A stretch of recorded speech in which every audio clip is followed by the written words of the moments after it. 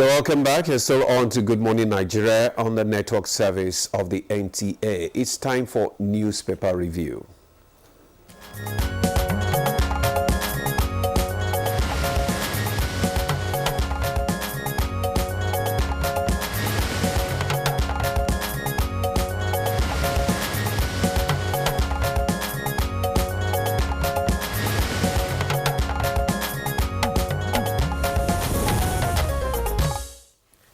And our newspaper reviewer, Chukwudi Okoli-Ubaja, is seated. Good morning, Chooks. Chukwudi Okoli-Ubaja. Ubaja. Don't hide up there. Good morning. How are you doing? I'm fine. I'm on a high, that's why. No, that's good. Yeah. Did you take that from me? Yeah, I just tapped you know, it to forever on a high. Yes. Demola, how are you doing? I'm good. Can I manage your kind of sobriety for 1 minute? How do you do it? There's so calm, so cool, you. Yeah. Give it to me for 5 minutes only. 5 minutes, we'll run out of time. Just be calm. Okay, let's get started. Let's begin with the paper review this morning with the Daily Trust newspaper.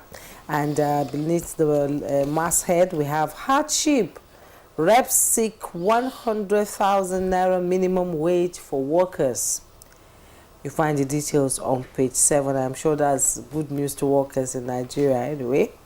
And Jigawa Assembly impeaches 2 principal officers, suspended 4 local government chairs. The details on page 11. Buhari's 8 years of printing money without productivity caused inflation. That's coming from the coordinating Minister of Economy, Finance and Economy, Wale Edun. Find the details on page 8. Over 40 killed as militia groups clash in Benue. You find the details on page 4. You can see the picture story there of some of the cows killed during gunmen attack at Fanzo community in Barikiladi local government area of Plateau State on Tuesday. At the bottom plate of the Daily Trust newspaper, food looting, police, NEMA tightening security at warehouse. Details on page 6.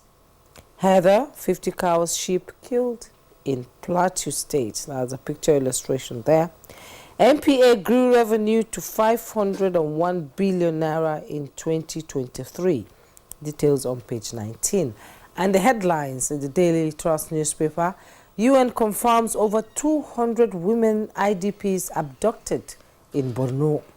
With rider, families ask FG National Assembly to rescue loved ones. Terrorists burn down IDP houses at Dikwa. Let's quickly go to the Leadership newspaper. And above the masthead, 40 feared killed as militia gangs clash in Benue. Find the details on page 18. Sanusi whips for Wigwe as many bid farewell. Details on page 7. And just below the masthead, Tinubu to Nigerians, time will define our tough decisions. Looking at the Leadership newspaper, Tinubu to Nigerians, time will define our tough decisions. With riders extol Awolowo's leadership qualities, signs executive order on oil, gas reforms. You find all the details on page 4.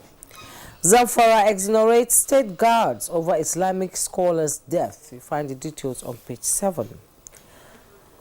And by this picture, side piece of the picture story, CBN raises customs duty rate to 1,560,000. It's a bit confusing, the numbers there. But if you want the details, you go to page 28. 300 Kano inmates have no records of any crime. That's coming from the police. You find the details on page 7. Shuaibu heads to court to stop impeachment. Details on page 23. Appeal Court affirms Abure as LP chairman. Find the details on page 7. And the picture story you see there, National Youth Service Corps members administering 330 chairs during the closing ceremony of NYSC 2024 Batch A Stream 1 orientation course at Kubwa. orientation camp in Abuja yesterday. That's about what we have on the leadership and the Daily Trust newspaper. Demola? All right. I have with me the Vanguard newspaper, and above the nameplate we have Edo governorship. Shaibu served impeachment notice as Oshiomhole denies involvement. This is Vanguard newspaper. CRPP condemns move. Shaibu keeps mum. Consult his lawyers. The story can be found on page 7. NLC TUC issue 7-day ultimatum to Soludo over workers' welfare. The story can be found on page 11. We are determined to consolidate our 2023 superior performance. NPA says implementation of performance improvement measures key. And the major headline, Thierry Sanusi, I thought I would die before Wigwe. That was the statement from the Sanusi there. And the picture, it's the guest at the night of tributes for late Dr. Herbert Wigwe in Lagos. The picture shows that the vice president was also at the event. Bloodbath in Benue State, 50 killed as militia gangs go to war. That story can be found on page 5. And truth be told, it is impossible to govern a multi-ethnic country with a strongman mentality by centralizing powers and vesting them in one person. Olufasan. African Games, ENO charges athletes to conquer Africa. Tinubu has clear strategy to reform economies, says Udu. Federal government threatens to revoke discos licenses over poor power supply. The story can be found on page 25. Chooks, it's over to you. Thank you, Demola. How much is labor asking for as minimum wage? 1 million now. Subtract 100,000 being canvassed by reps. That leaves how much? 900,000. But I am happy in a way that members of the House of Representatives are taking it up to that notch. I am happy. It means that whatever they are going to come up with eventually, I hope it's not just a caucus, a group of them, that it reflects, general thinking among them.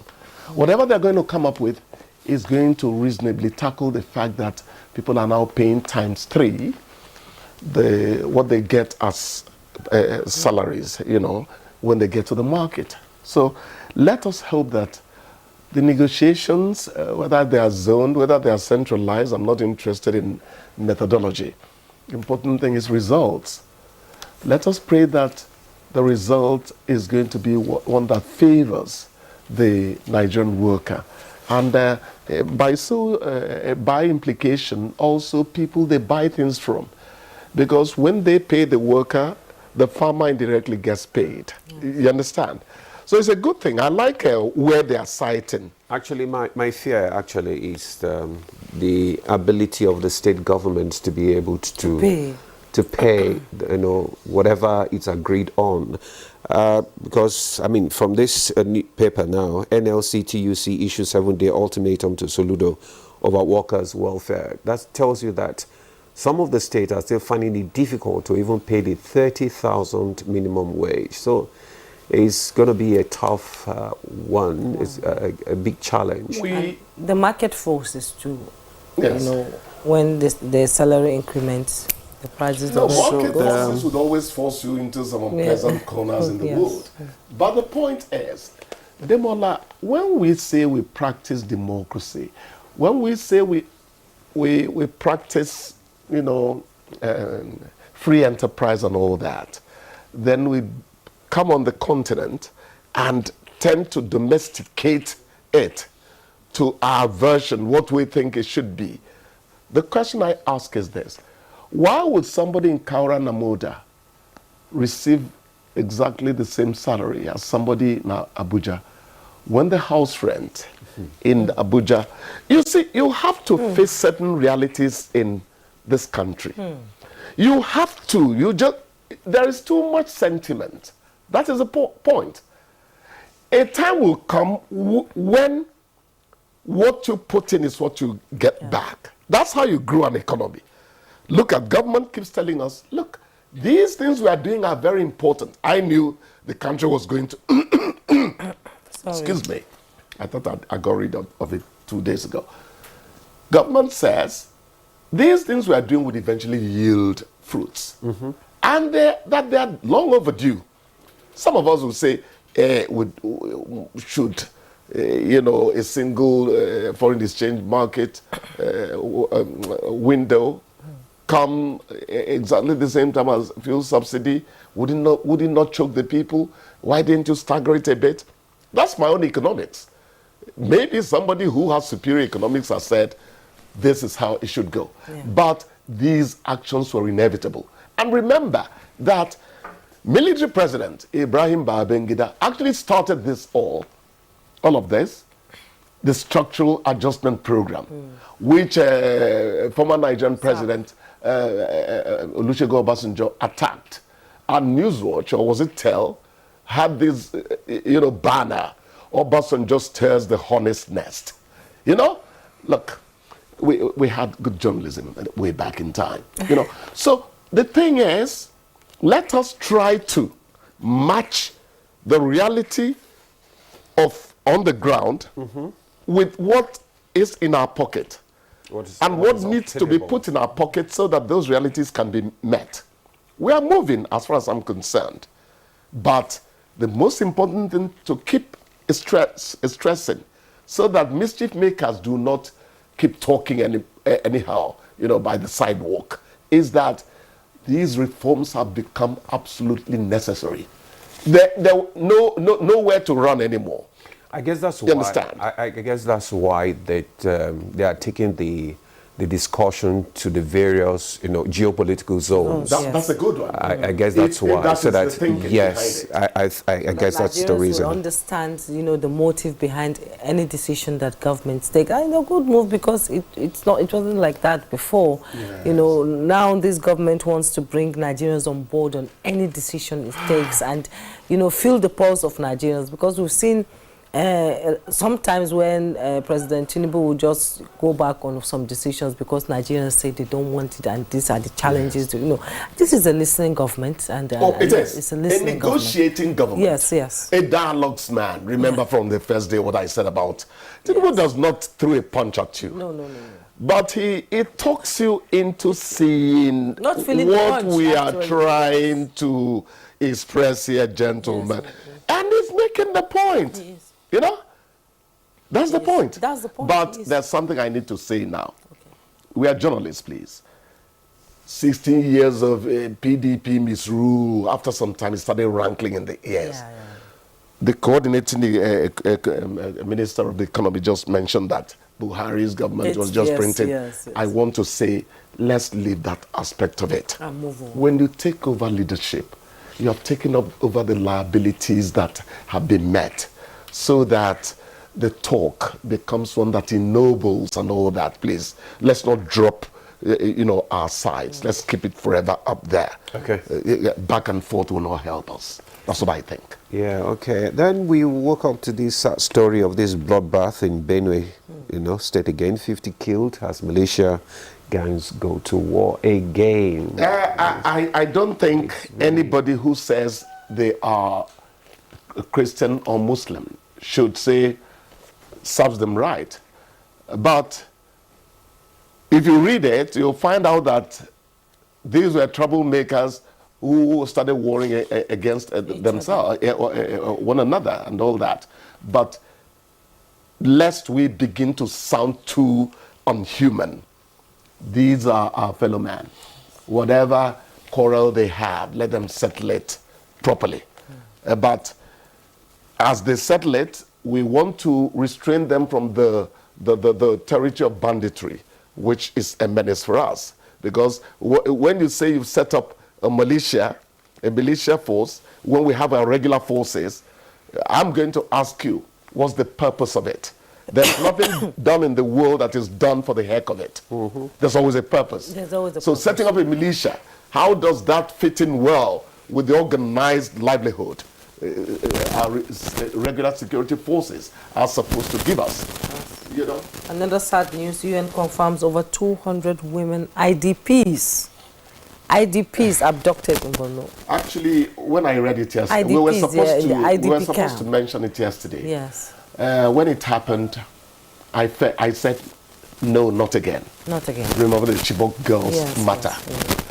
You see, when I keep on saying that women and children are underreported in this country, I'm indicting journalism. Women suffer too much in this country. They are cannon fodder in the face of rampaging men and all that. So whatever needs to be done. Do you know what this means? All of a sudden, the ambitions of an 18-year-old girl, a 25-year-old woman, because some of them are people's wives. Yes, children. Just gets changed by people who have no rules of engagement. Yeah. Okay, Chooks, I just want you to speak just in 30 seconds. This Edo governorship, tussle, this Shaibu served impeachment notice. I think it's impeachment, Yes, it's impeachment notice to the deputy governor, because, this is their tussle. Impeachment notice on the deputy governor on the eve of departing office and all that. Wow. I don't know. You can imagine that. You must have noticed that I try to dodge talking politics in Nigeria, because half of it does not make sense to me. Okay.